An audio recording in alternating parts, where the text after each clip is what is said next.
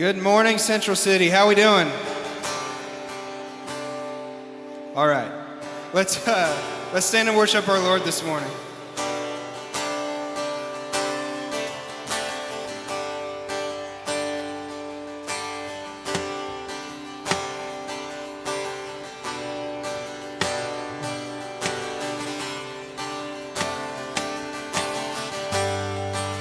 Worthy of every song we could ever sing, worthy of all the praise we could ever bring, worthy of every breath we could ever breathe. We live for you.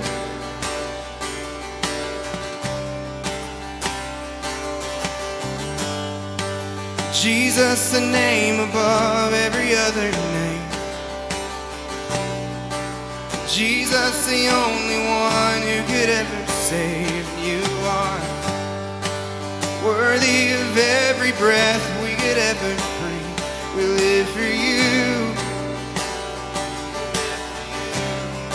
Sing holy. And holy, there is no one like you. There is none beside you. Open up my eyes in wonder and show me who you are, and fill me with your heart and lead me in your love to those around. Worthy of every song we could ever sing, worthy of all the praise we could ever bring, worthy of every breath we could ever breathe. We live for you. Oh, we live for you. Jesus, the name above every other name. Jesus, the only one who could ever save. Worthy of every breath we could ever breathe. We live for you.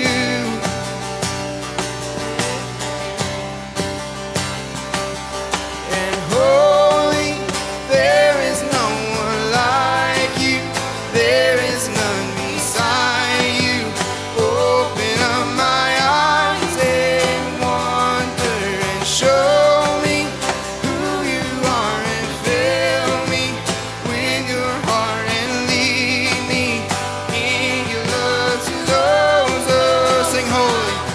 And holy, there is no one like you. There is none beside you. Open up my eyes in wonder and show me who you are, and fill me with your heart and lead me in your love to those around.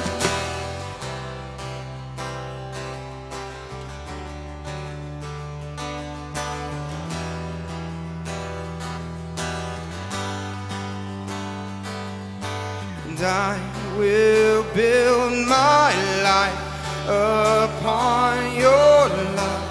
It is a firm foundation, and I will put my trust in you alone.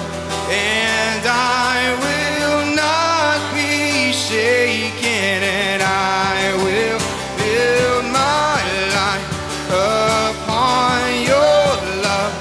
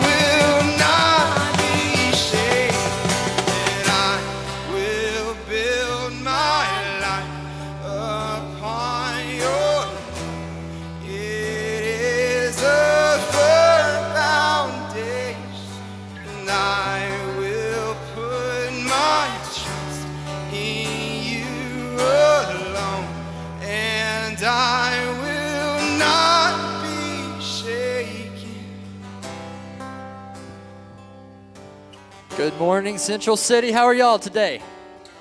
All right, we'll wake up here in a minute. All right, guys, well, welcome to Central City. If this is your first time, welcome. We're so glad to have you, so glad to have everybody else back in the building. We just want to say welcome, and also make yourself at home, make yourself feel comfortable. All right, we just ask, keep 4 seats between you and the next family. So if someone asks you to scoot over, just say, okay, I will. All right, we want to respect everybody and make sure they feel comfortable in the house. All right, so as most of you guys dropped off your kids this morning, you know that Kids Central, we're kind of changing up the way we're dropping off, picking up. We just ask you for your patience, so take your sticker to the black line there, and Emmy and the team back there will grab your kids for you. They'll bring your kids. They're not going to grab them. They're going to bring them to you, all right? It's going to be gentle, I promise. And then some of y'all are probably wondering, who is this guy? Oh, okay, I forgot to introduce myself. My name is DK, newest staff member with C3. All right, this is my wife down here on the end. I forgot to introduce her last week, so if you're here, that is my wife right there on the end. And then we have 2 lovely daughters, all right? So they're in Kids Central. They're not going to grab anybody. Also, if you're 12 to 14, you will be meeting next to the Kids Central check-in desk today after praise and worship. So after Greg comes up and takes the mic, you guys can be dismissed and head over to 12 to 14, all right? Also, if you are new here, we don't pass a plate here at Central City, all right? What we do is we have 2 giving areas, one over here and one back here you can stop at and give in the box, or you can do it online at cookvilleCentral.com.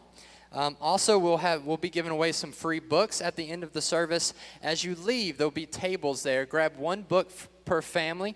It's a book called Gospel. I know Greg will probably mention it again, but it's a great book, a great read. It's just some good reminders of the gospel. It brings out some great reminders of the compassion and the love that the gospel story has. All right?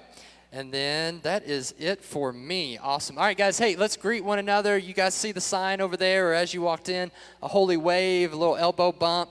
I prefer the foot shake thing. I'd like to see all of that going on. The foot shake is what I prefer this morning. If you're, just hold on to a chair, all right? Let's not fall, all right? So greet one another here, and then we'll kick up the band here in just a minute, all right?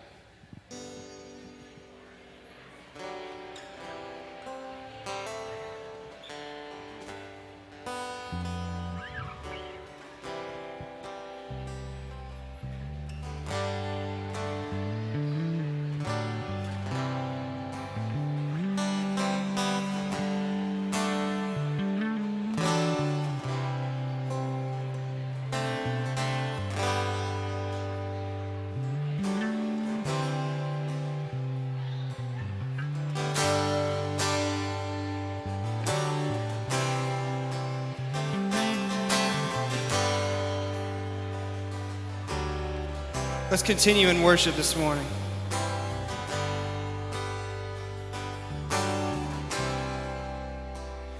And we're creation suddenly articulate with 1,000 tongues to lift one cry.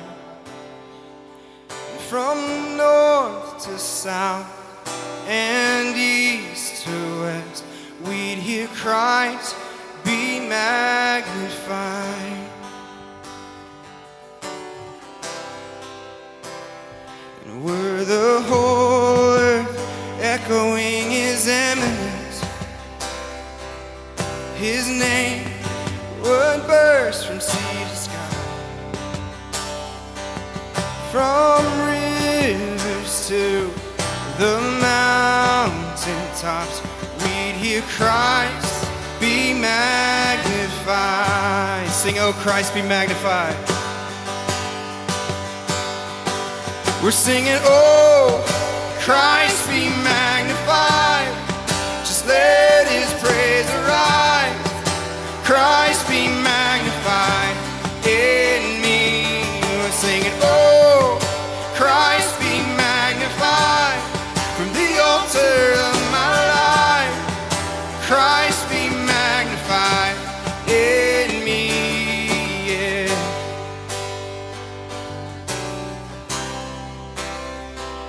And every creature finds its inmost melody, and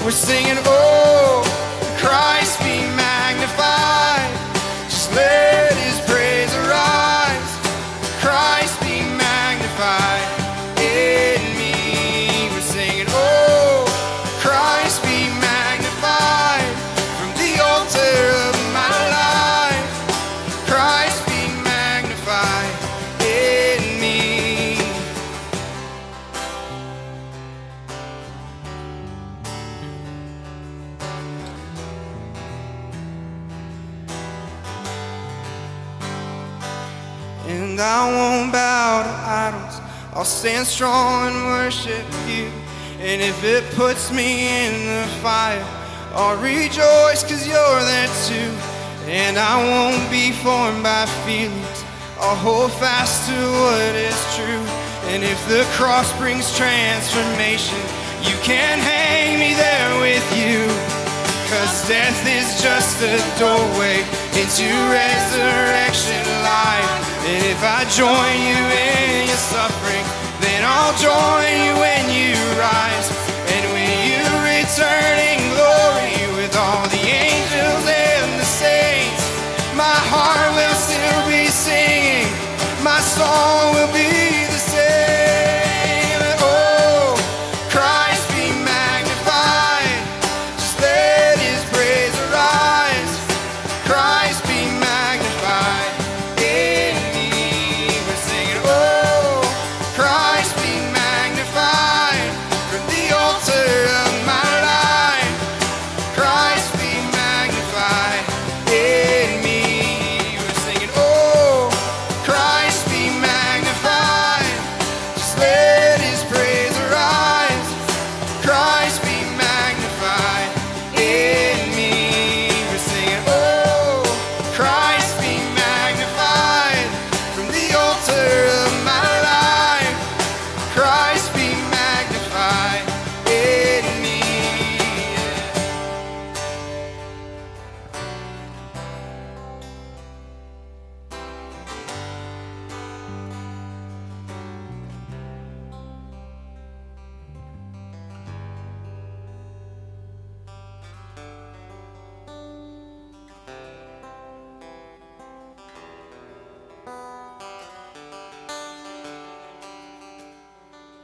You give light, you are love, you bring light to the darkness, you give hope, you restore every heart that is broken. For great are you, Lord. It's your breath in our lungs, so we pour out our praise. We pour out our praise. It's your breath in our lungs, so we pour out our praise to you only. For great are you, Lord. You give life. You give life. You are love. You bring light to the darkness. You give hope. You restore every heart that is broken. For great are you, Lord. It's your breath in our lungs, so we pour out our praise. We pour out our praise. It's your breath in our lungs, so we pour out our praise to you only. It's your breath in our lungs, so we pour out our praise. We pour out our praise. It's your breath in our lungs, so we pour out our praise to you only.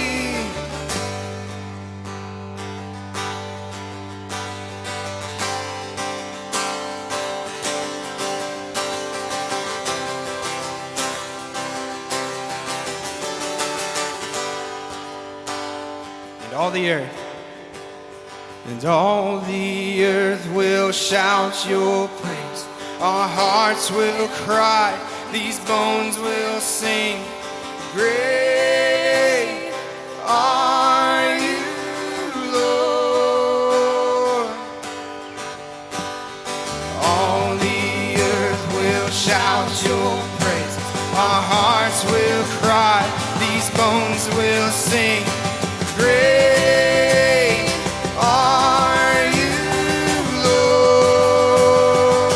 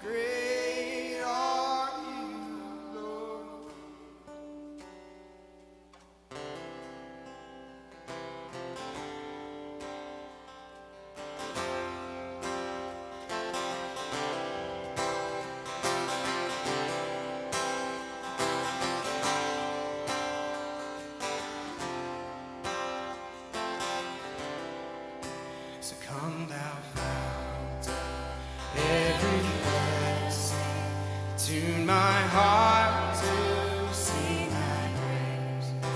Streams of mercy never ceasing, call for songs of loudest praise. Teach me some melodious song, sung by flaming tongues of love. Praise the mountain, praise the throne, mount of thy redeeming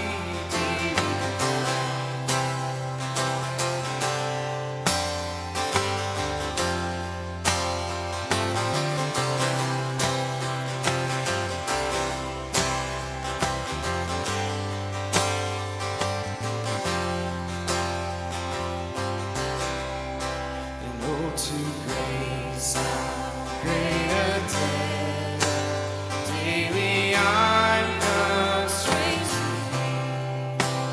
Let thy grace not like a thread bind my wandering heart to thee. Prone to wander, Lord, I feel, prone to leave the God I love. Here's my heart, Lord, take and seal it for thy courts above. Prone to wander, Lord, I feel, prone to leave the God I love. Here's my heart, Lord, take and seal it for thy courts above. Amen. Lord, we love you this morning, and we praise you, and we thank you for this opportunity to meet and worship you, praise your name. We thank you for your Son and the gift of eternal life on the cross. Lord, we love you. It's all these things we pray. Amen. Amen. You guys can be seated. Y'all give this team a big hand. That was great.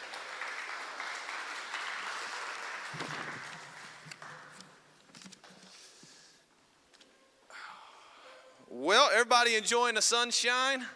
Yeah? All right. It is great to see you. We are glad that you guys are here. And hey, I just want to take just a couple quick minutes and just remind everybody we have launched a Thursday night service, and the reason behind that is in light of kind of everything going on with the pandemic and social distancing, and we have tons of folks that are home watching online. That was really, this is just really cool to see the engagement that's happening online. And when all this hit, we knew that we would probably be without meeting here in person for several weeks, and so we invested in some equipment to get us to live stream, and we were able to record the videos and get those to you through the website and stuff. And now that we're actually having services again, we're live and people are tuning in. But we also have a Thursday night service, and we had talked about doing that last year anyway. We realized in a normal year, families have travel ball, vacations, different things going on. And so the weekends in summer, because in Cookeville you get 3 summers for the weekend because we go to school year round, and or 9 weeks or something, 3 or 9. It's my math is always sketchy, but it's quick. And so everybody just, this mad blitz to do stuff on the weekends. And so we said, hey, weekends are important and family time is important. So we celebrate that. We want people to do that. So we said, we would consider doing a Thursday night service. Then this happened, and we definitely felt like that was needed, especially for those who wanted to join a service in person, maybe a little less of a crowd. So just a reminder, if you got something going on Thursday nights, it's wonderful. Everything you just experienced right here, worship-wise, everything's the same. Kids, everything from top to bottom. It is a mirror of what we're doing on Sundays. And so if there's ever a time for you or your family, we want you to know that is definitely available. And it's okay. I know we are in the buckle of the Bible Belt, and it is okay to go to church on a Thursday night. You are not going to go to hell if you come on Thursday night and you go enjoy yourself on a Sunday morning. All right, God is not going to be mad at you. All right, so you just fight through it, and we will see you on some Thursday nights, and it'll be all right. The book that is out there, Gospel, a buddy of mine gave that to me years ago. He said, man, this was a great book. You need to read it. It was absolutely a great book. I would encourage everybody. We have one for every family unit. And so that same friend that gave me that book a couple months ago, right before COVID-19 hit, he called me, said, hey man, I just feel like it was just on my heart. I want to buy 250 copies for our church. And so he did that. And so those are what's out there. We would encourage you to get that, read that, and enjoy it. And now I got to brag on you, and then we're going to go on to the message. So I think we went 8 or 9 weeks, maybe 10, without meeting in person. And I know it was, like, I missed it. I know you missed it. I mean, just hearing you guys sing a while ago was just awesome. I mean, I was so fired up. I was ready to go tackle Sasquatch over a hard acorn. I mean, I was ready, you know. It's just good stuff, right? And so we all missed that. We all, like, wanted to do that. But I just got to brag on you guys, because one of the things that just was so overwhelming to us is, you know, from day one, we felt like one of the core values, one of the central values, when we, you know, we're in a living room, there were 16 people, 18 people, whatever it was, and Central City got formalized. The one thing we believed and we talked about is that, listen, generosity it's a response to the gospel, okay? That's what generosity is about. Generosity is us responding to what Jesus did for us, and it has to be intentional. All right, and it goes way beyond just money. Generous, like people who follow Jesus should be generous with their time, with their resources, with their money, whatever you want to fill in the blank with. And so one of the things that we set out from the very beginning, we never, ever, ever, ever took up an offering at Central City. And we just talked about it. I was like, I know this sounds crazy, but y'all want to start a church where we don't pass a plate? And I got some weird looks at first, but that's what we just felt like God was leading us to do. And from day one, that's the way we started. And then when this hit, I think it's just been neat to see the fact that people have responded to the gospel by learning to be generous people. And here's the thing, what we've said and we've taught about. Generosity always finds a way to be generous. Generous people find ways to be generous, whether there's an offering plate or not. And so I got to brag on you guys. For the entire time that we've been gone, we haven't met in person. Like the resources that you guys gave to Central City so that we could help our community partners, so that we could continue to help families in need, never missed a beat. And so I just got to say thank you. And the fact is, you guys are absolutely an amazing, amazing group of people. And it just shows that the gospel works. And the gospel is good enough news that it transforms our hearts to do and live a life the way Jesus has called us to live. So, thank you so much. You guys are amazing. I will say we are in a series. We'll be in this series all summer called Stuff Jesus Said. Stuff Jesus Said. This week we're going to talk about prayer, something that Jesus said in response to prayer. And if you haven't been living under a rock and you turn on the news, our world's in some pretty bad shape. Right? Not just our country, but there's always, listen, and here's the thing, you can go back 10 years and you can turn on the news and the world's in bad shape. You can go back 10 years before that and turn on the news and the world's in bad shape. Every time it happens right now in the moment, we're like, oh my goodness, this is worse than it's ever been. No, it's just right now that we're living in, but there are people not only in our country, but all over the world that people are fearful, people are angry, people are hateful. There's just full of hate and rage and anger all in the world. People all over the world are starving. It's just, the world is in a bad place. And it has been in a bad place. And that's what sin does to the world. Sin has created this messed up environment. And oftentimes I think as Christians, as Jesus followers, you look out there and you get overwhelmed. You look at what's happening in our country, and you think, it is overwhelming to even think how simple me, could even be a part of any kind of solution. Like, what can I do, right? Anybody else maybe ask that question? I would love to do something, but what is it that I can do that actually makes a difference? You know, because posting online doesn't make a difference. And keep doing it, but it doesn't make a difference. You know, you fire away and do all, it doesn't change anything. And so people that really want to see things improve or whatever, they ask themselves, like, what can I do? Well, it's a hard question to answer, but I know the one thing that we can do as followers of Jesus. The one thing that we can do is we can pray. Now, when we pray, here's something that we're going to talk about is have this understanding. When I worked in full-time ministry for several years, and this was one of the most common questions I would get asked. They would say, like, man, I don't even know what to pray. I don't know how to pray. Am I doing it right? Am I doing it wrong? I mean, I pray before I go to bed. And I'm like, Lord, I pray before I eat and that kind of stuff. Does that count? Or like, is it pray? Or like, is it just, what is prayer?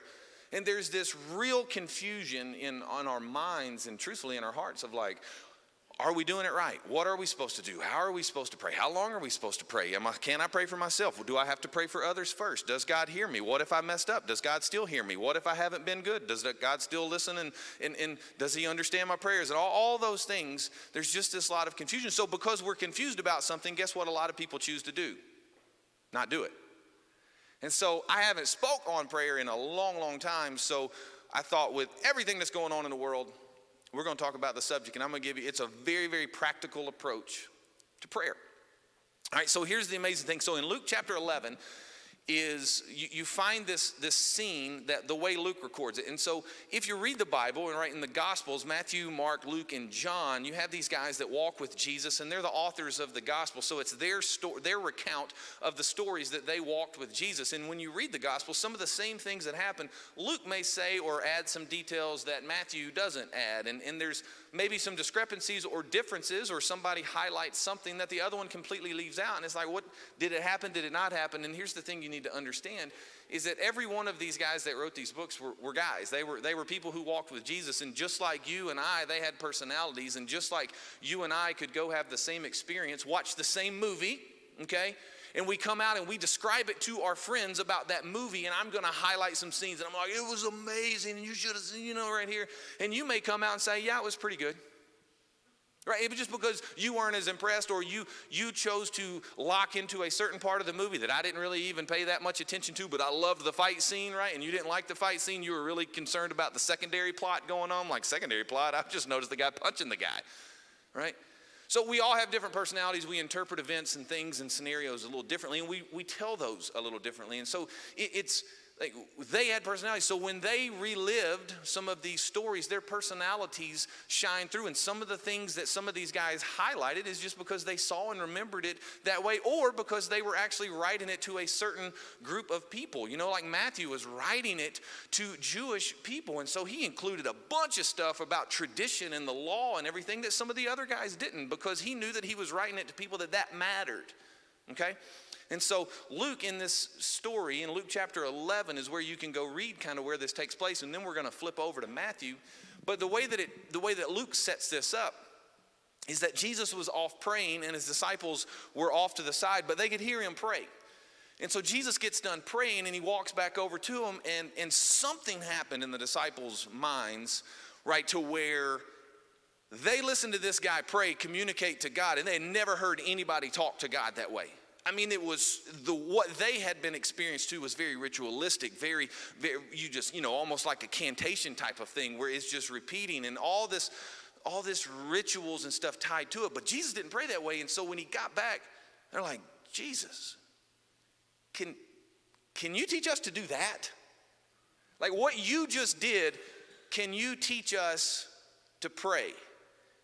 And so then Luke goes on to describe some other things, but Matthew, in the same account, right, Matthew actually unpacks a little more of what Jesus said when he said, hey, when you pray in this manner. And this is a prayer that most of you guys are probably familiar with. If you're a football player, you said it before every football game, recited the Lord's Prayer. Now, I'm going to read it in the New Living Translation, and most of us either learned it in the King James or the New King James, so it's still the Bible. It just may have a different word or two, than what you're used to. But in Matthew chapter 6, starting in verse number 5, is where we're going to start it off. It says, when you pray, don't be like the hypocrites who love to pray publicly on the street corners and in the synagogues where everyone can see them. I tell you the truth, that is all the reward they will ever get. But when you pray, not if you pray, but when you pray, go away by yourself, shut the door behind you. Now let's stop right here. Some things in the Bible we read as literal, but they're not literal. So Jesus was not saying that you can only pray when you find a time and you go in a room and you shut the door behind you so that nobody can interrupt you. That's not the parameters here, okay? What he is describing to you is that when you go to pray, that there does need to be some focus and some mental attention to what you're going to do. As in shutting the door means that you are now at least closing yourself off from some of the distractions that face us every single day. It would be like me trying to have a conversation with you and God at the same time. I got to tune one of you guys out, right? That's when my wife has said something and I didn't hear. I was like, I'm sorry, honey, I was praying. I got to tune one of you guys. Don't do that. It doesn't work. I just throwing that out there. and pray to your Father in private. Then your Father who sees everything will reward you. When you pray, don't babble on as people of other religions do. They think their prayers are answered merely by repeating their words again and again. Of course, he's talking culturally. He's like, listen, guys, let's break it down simple. Don't be like them, for your Father knows. This is so cool. Your Father knows exactly what you need even before you ask him. We're going to come back to that. But pray like this, and this is the part that you know. Everybody knows this. Our Father in heaven, may your name be kept holy. May your kingdom come. May your will be done on earth as it is in heaven. Give us today the food that we need, and forgive us our sins, as we have forgiven those who sin against us. And don't let us yield to temptation, but rescue us from the evil one. So I'm going to go through this into some just practical handles for you, all right? And I hope that it at least helps us today, helps us tomorrow when you start your day off and you go to communicate with God. All right, so the very first thing, all right, he starts off, he said, when you pray, our Father who art in heaven, or our Father who is in heaven. So Romans chapter 8, I want to show you what Paul wrote. Romans chapter 8. So you have not received a spirit that makes you fearful slaves. Instead, you received God's Spirit when he adopted you as his own children. So let's stop right here. That sentence goes right over our head. It just absolutely goes over our head because we have no connection to the first part.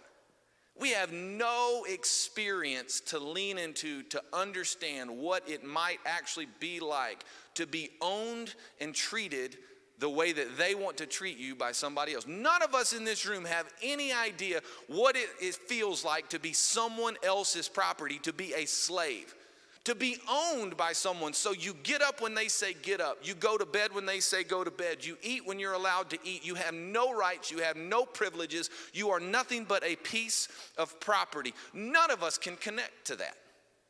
But his audience could. See, times have changed quite a bit. And so when he creates this contrast, he said, listen, you have not, but what God has done for you, you have not received this thing that it feels like to be a slave or to be owned, but rather you have received this thing that it feels like to be a son or a daughter. Can you imagine? Think about no slave in their right mind would be too scared, even if they were thirsty in the middle of the night, to go wake their master up and say, Master, I'm thirsty. I know that I don't have any rights or privileges, but I wanted to come into your house and I wanted to wake you up from your sleep so that I might ask you for a glass of water. Nobody's gonna do that as a slave. If you got kids, parents, let me ask you something. Does your kid have any problem waking you up in the middle of the night and asking you for anything? Nope. You know why? Because they're your kid. They're your kid. So when you launch out to pray, when you start to pray, the very first thing that you've got to completely and holistically understand is that you start off communicating to a Father who is in heaven, because your view of God will determine your relationship with God. Your view of God will determine your relationship with God. And that he, just like us as parents, love our kids. Want things for our kids. But when we start out, it is our Father who is in heaven. The second thing is, holy may your name be kept. Or very simply, holy, awesome. It is a reminder, to be quite honest, before we get too far into this communication with God, it is a subtle reminder, and I love how these things go hand in hand. These are in tandem. Father, you're so good, and you love me like I'm a kid, I'm a son. You have not called me to be a slave, but I'm a child, I'm an heir. I get these things because you have given them to me. That's incredible. Let me start out. But oh, by the way, let me remember that I'm also communicating to the sovereign creator of all the universe. May your name be kept holy. Just because he's our dad doesn't mean he's able to be disrespected. And so it creates this posture of humility, as not only can we go wake him up, not only do we have refrigerator rights in the kingdom, but just remember the guy who loved you and called you created everything. It's all his. He is the man. It creates this posture from the very beginning. Now, number 3, we're going to spend a little time. It says, your kingdom come, your will be done. Simply put, his will not my will. And this is where trust has to come into the equation. This is when you and I take the posture and we say this to God in our prayer. Hey, God, I trust that your solution is better than mine. I trust that your solution is better than mine. I trust that your plan is better than the plan that I'm trying to communicate to you. Like, who else does this?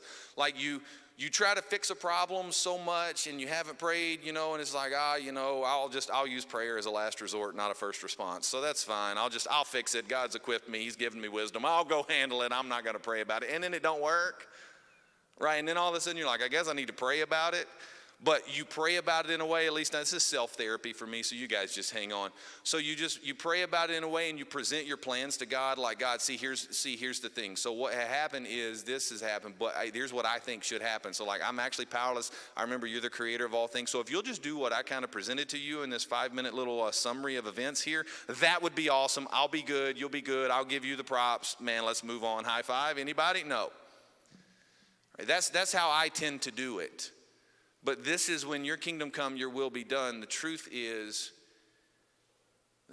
God, this is what's going on, and I don't have the answer, and I'm uncomfortable to say this, but no matter what the outcome, I'm going to trust that you're in control, and I'm going to trust your will be done in this situation, and no matter what the outcome is, I'm going to give you glory and know that you are working. That's a tough one, right? Right, that's a tough one. Because what if the outcome's not what you wanted and you don't get immediately good stuff and the butterflies? Right? What if that's not the right outcome? What if the outcome cost you your job? What if the outcome cost you something significant? Your kingdom come, your will be done. Do you realize for his will to be done, sometimes we have to lose sometimes? Think about that. In order for him to get you where you need to be sometimes you got to give up where you are. That's not easy, not comfortable. Your kingdom come, your will be done. This is also where we get to take ourselves out of control and we get to elevate others in our lives. See, because his kingdom is about one thing. It's about expansion. It's about bringing people who don't know Jesus into his kingdom that they know Jesus. And guess how he does that? Through us. So your kingdom come, your will be done is also you aligning, you submitting to and aligning to the fact that I'm called to do one thing, and that is to promote Jesus and to introduce Jesus to people who don't know Jesus. And you know what? That oftentimes means that you and I have to engage in a relationship with them, befriend them, get to know them, love on them, care for them, right? Let them belong before they believe or even behave, but let them belong to us. That's one of our central values here. Your kingdom come, your will be done. God, who is in my life that you need, that you want? Your kingdom. And that's where we elevate others. I don't know about y'all, but I'm really good about proclaiming my needs before y'all's needs. Anybody else? Right? We're selfish by nature. If you don't believe it, just look at your kids. Selfish. You didn't have to teach them. We carry it over into life. Your kingdom come, your will be done. Then give us our daily bread. Give us this day, or give us the food for today. This is where, I love it. Listen, this is where we make our request known before God. And the beautiful thing is, this is what Jesus said. Your Father, when you go pray, guess what, guys? This is epiphany right here. He knows everything you need before you tell him. Think about that. Oh, guess what this also means? He knows all the stuff you don't tell him. You might as well tell him, right? He knows everything you need before you even acknowledge it. And so when you're thinking, listen, think about it. You ever have sometimes you make a request and it seems silly or whatever, it seems trivial, like this is too silly to bring before God. So you're like, I don't even know. I mean, I don't know if you know this or not, God, but no matter what, this is where right, because you're a kid. You got a kid, oh my goodness. Do they have any issue bringing requests to you? No. Ty has a birthday in a couple weeks. How many different presents do you think he has asked for? Thousands. It's unbelievable. He has no issue with that. No issue. Whatever it is that you are facing, right? He already knows. You're not catching him off guard. You're not catching him off guard. He knows what you need before you ask him. I love this passage in Psalms. And honestly, if there was ever a time that our country needed a theme little passage right here, Psalms 121 verses 1 and 2. It says, I look up to the mountains. Does my help come from there? Question mark. All right. So this is a play on words because in this day, culturally, the government and like the ruling officials, they would have been set up on the mountain so everybody can see, right? Because that was the authority in their life. So everybody lived down in the valley. You look up in the mountains and you're awestruck at the government officials and the governmental power and all the authorities and rulers and all that stuff. And so the psalmist is saying, listen, you look up into the mountains. Is that where your help comes from? Like really, that's where you're putting your confidence? In that. Like your confidence was never meant to be back then, never meant to be in the governmental authorities or the people in power or the ruling class or whatever it might be. And guess what? Newsflash today, our help is not supposed to come from there. Guess where our help comes from? My help comes from the Lord who made heaven and earth. Oh, by the way, that big mountain that the government sits on, guess who made the mountain? Hey, right? But oftentimes we can lose sight of where and who we truly need to get help from. And so give us this food, give us this day our daily bread, right? Give us food for today. Listen, your trust in whatever it is that you're facing, God wants to be the principal figure of your trust. Period. Period. Now, God in his sovereignty and his goodness, he gets to use you. He gets to use me. He gets to use the body. He gets to use the government if he chooses. He gets to use whoever he wants to deliver the answer to your needs. But he wants to be the single source of the trust that you have to deliver the need. Whatever the conduit he chooses to use is, it doesn't matter. And all conduits are good, right? That's why he has the body. The body takes care of the body. It's wonderful. It's awesome. But God is still the ultimate source. So just remember, as you face a need, our source is not on the mountains, not in the hills. Our source is God. Forgive us as we forgive those. Truthfully, this is get your heart right with God and get your heart right with people. Right? And here's what I said last week. So I don't want to say like, get your heart right with God. Because you think if you got something going on in your life, like, oh man, my heart's not right with God. That's not what I'm saying. But what I said last week is when we go to God and we ask for forgiveness of what's going on or what we have done, it's not that we go receive this new forgiveness. It's that we're reawakened by the forgiveness that Jesus has already given us. Okay, and so forgive us. Right? I need to be reawakened. Do you know every single day you need to be reawakened by the true, just miraculous power that God has forgiven you? Every single day. Every single day. This is why he said it when you pray. Let me give you kind of this pattern, this thing to use. God, let me be reawakened in my awe for you. The fact that you've forgiven me.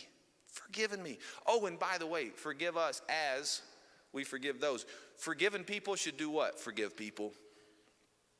Right? That's a tough one though, right? Y'all know it's tough because we're sinful. We got this mess, just junk inside of us, and somebody that's hurt you, and you move past it to a certain degree, and then you see them out in town. You're like, oh, hey, brother, I will punch you in the face. Just like because we just carry, we tend to hold stuff, a little longer. And here's kind of what I think.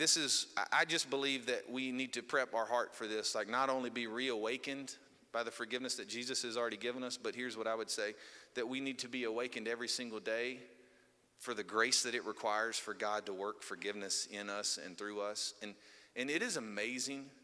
Like I'll use this story because your day can change on an instant. And I really believe in like proactively praying for grace to cover that. And so my office, I work in Knoxville, Tennessee, most of the days of the week. And we go to work on Eastern time, and it's 1 hour, and you're like, that's not a big difference. It can be a big difference when you start really early in the morning. And so we go to work at 6 a.m. Eastern time, right? So, and that's 5 a.m. our time. And so it's early. Some of you guys get up at 3:30. I applaud you for that. You're crazy, but hey, whatever. And so when I'm over there, I get up at 3:45 or 4 o'clock a.m. mostly, and to prep to get over there by 5 a.m. our time. That's early. It's early, right? and I don't mind it. It's early. And the other day, this is a couple weeks ago, I got up early, I went to bed early the night before, got up early, and I was like, man, I'm feeling good. I had a Devo, read my Devo, I prayed, showered, which was a big win for the day, and so I head out. It's dark when we head out, and then the back road I take to go to the plant has got like a couple really big curves on it.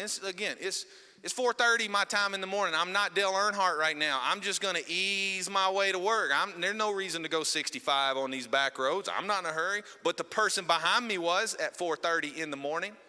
They get so close that you can't even see their headlights on a curvy road, and everything in me had forgotten about what I had prayed for 15 minutes ago.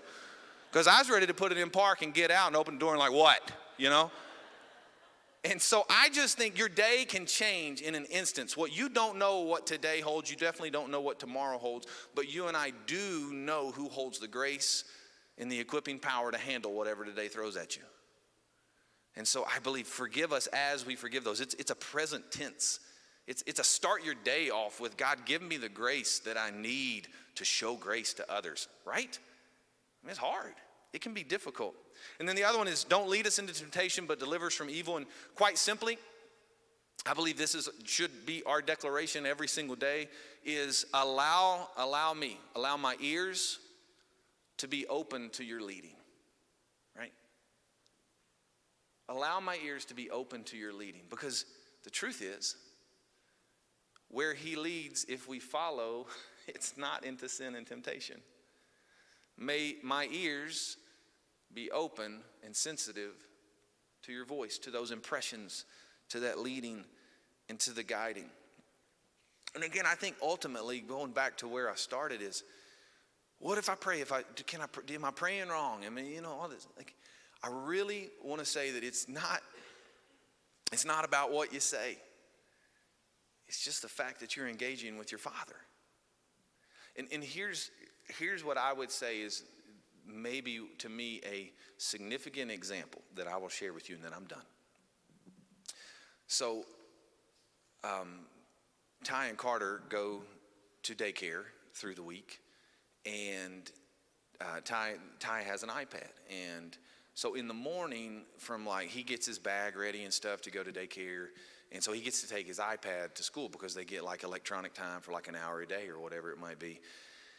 And so as he's getting his bag ready, it's typically about 7:45, right? 7:30, 7:45 to anywhere from there to about 8:15. He has this window as he's gotten his bag ready. He opens up his iPad, and he started out kind of sneaking doing it, and then he would play a game, or he would go sit out in the car, wait for Mama, and he would just sit in the back seat, and he would get a little iPad time in before the day got going. Well, I set up a couple months ago, I set up Messenger on his iPad. So as long as he's got an email address now, and so as long as he's connected to the internet, he can send messages. And so what I've been doing is every morning between 7:45 and 8 o'clock, I'll send him a message. Hey bud, how you doing? A text message. And he texts me back. Like a 7-year-old. It's so cool. It's so cool. I might get emotional kind of sharing this, but I got asking these questions. Hey man, are you excited about today? And it's just simple, he might give me a thumbs up, and often, he's 7 years old. He's not gonna give me some speech about how excited he is or how great he slept or what he had for breakfast. And so just asking questions of, are you excited? Are you ready to have fun? Buddy, I love you so much. I love you to the moon and back. And so when I send him a message, the coolest thing, the best part about my day is watching those little bubbles. If you got an iPhone, you know what I'm talking about. If you don't have an iPhone, I don't know how we're friends, And you see these little bubbles. And again, I could care less. Here's the thing. I could care less what comes behind the bubbles. I could care less what he says. It does not matter to me what the substance of his content is. The coolest part about my day is engaging with my son in text message right now.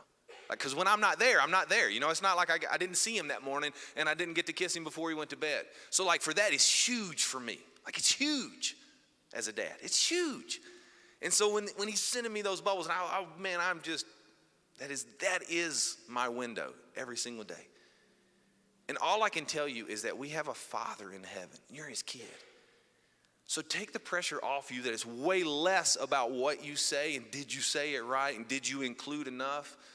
But we have a Father that gets so incredibly excited to engage with us, and all he is looking for you, all he's looking from you are the bubbles. Just engage. Just engage. And you know what? Those conversations will grow and grow and grow. We live in a crazy time. It's a crazy world. But this is all I can tell you, is that the one thing you can do and the one thing I can do is pray. And I hope you have confidence when you do that today, tomorrow, and every single day. Stand up. Jesus, we love you. We thank you so much for your goodness towards us. Lord, we just thank you that you have loved us and called us as kids. God, as we all go from here and go our separate ways, we just ask that you be with us. Give us grace to handle whatever today throws at us. Give us wisdom. Lord, give us courage to follow your voice. God, we love you and we thank you. It's in Jesus' name. Everybody sit. Amen. You guys are dismissed. Have a great day.